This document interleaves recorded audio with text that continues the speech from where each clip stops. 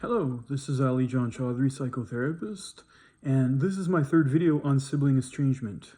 In this video, we're going to be talking about how sibling estrangement looks in the present. Now, in the last video, we talked about the origin of sibling estrangement and the evolution of the golden child and how it's important to be able to quelch that at a young age in order to avoid future problems that will arise likely in the relationship as adults. Now, of course, we talked about the unwillingness for the other person, the golden child, to make room for a person's personality.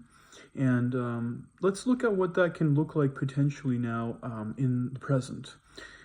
Now, first of all, what I'd like to do is I'd like to just mention that there are two types of estrangement that can happen. Now, number one is those that are estranged by others, and number two is those that have voluntarily cut ties with a sibling. Now, of course, the first type is being rejected by others.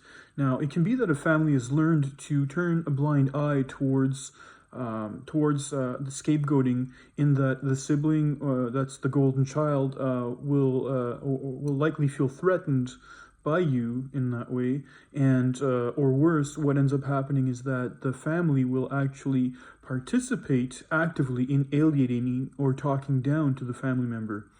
Now, in this case, of course, the family member would very much like to have a relationship of some form, as opposed to being pushed away in that way. Now, number two is voluntary withdrawal. Now, it can be the decision to back away from a family in that way on a family member's own terms. And it can be that they've chosen an alternative to being with the family by simply being with themselves in order to avoid reliving the status quo and having to, of course, avoid participating in any of the family's toxicity in that way. Now, it's very important that we see that as a courageous act, because it is considered counterintuitive by society in general. So it's very important that somebody be able to recognize that there are differences amongst these two types, which we'll be getting into, of course. Now, what happens now as estrangement occurs? Normally what can happen is that there can be invariably some insults, unwelcome comments, personal attacks, and when confronted, there can be what's called gaslighting. Now, I don't want to get too much into gaslighting today, because gaslighting is going to be its own video down the road, but in the interest of giving it a definition for today, it would be here in this case with the family, distorting the facts of your situation to discredit you in the family. So if that at all sounds familiar, then that is what that is. Now, of course, the golden child can likely have an authoritarian personality also in that way, and they don't really think of you as an independent adult per se. They have a hard time seeing you for yourself and being entitled to your own perspective. Now, of course, that has to do with wanting to control you in that way, and a lot of people will report feeling that sense of control and coercion in that way within families. Now, in some cases, it can escalate into more in that way with regards to, say, blaming in that way by, in some cases, saying, well, you're responsible for mom or dad's death in some cases. Very much, attributing false blame in cases like that, or in some extremely volatile and toxic ways, you will have some people saying, "I hope your plane crashes," which I've heard in some places, which I think is disgusting, and I'm certain you do too. So, a lot of estranged family members state that the following behaviors have occurred prior to estrangement, either in front or behind their backs. Now, falsely saying that they don't understand, whenever you bring something up within the family structure. Your thoughts and feelings are made to have no value. The family member that does the estrangement in that way or is volatile will likely say, well, they'll likely refuse to have a conversation with you or even listen to what you have to say if you start to bring up some contentious issues in that way. Questioning the reality of what you remember, modifying your thoughts and actions, and experiences to make their perspective look good either in person or behind your back. Now, of course, saying you're too sensitive is also something that can usually come up in situations like this. And some other form of trash talk or character assassination will usually occur in cases like that. Now, how does it make people feel? Now, feelings are a good indicator of what's wrong. And though you may have been made to feel as if you're responsible for what's happened in that way, part of you still holds to the belief that you're sane.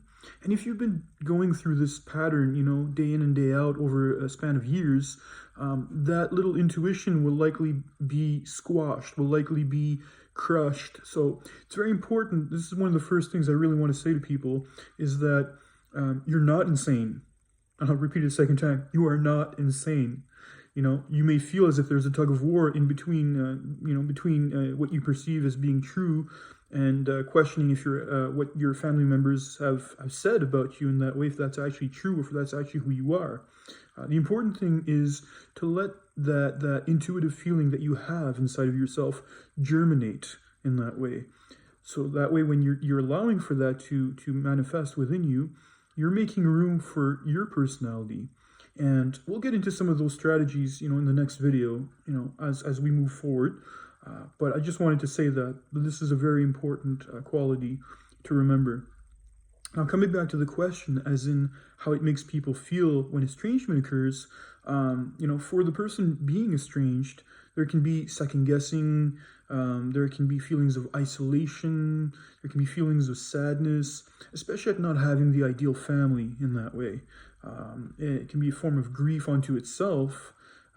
It can be the sense of not being understood and a sense of powerlessness.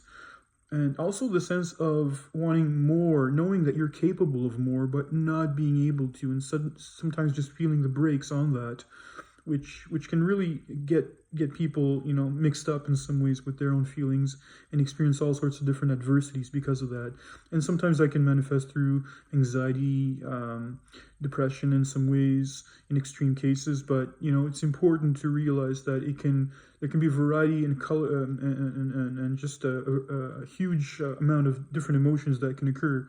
But I just want to put some words on that, just so that way we can understand a little bit more of what's going on when that occurs.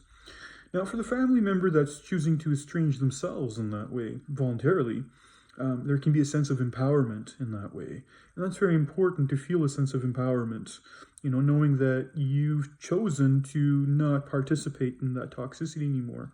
Outgrowing a toxic system is very important in that way, which enables the person to, at the same time, be more careful and be more vigilant in that way. So that way they understand that they can choose not to reproduce that again in a family or any other type of relationships for that matter.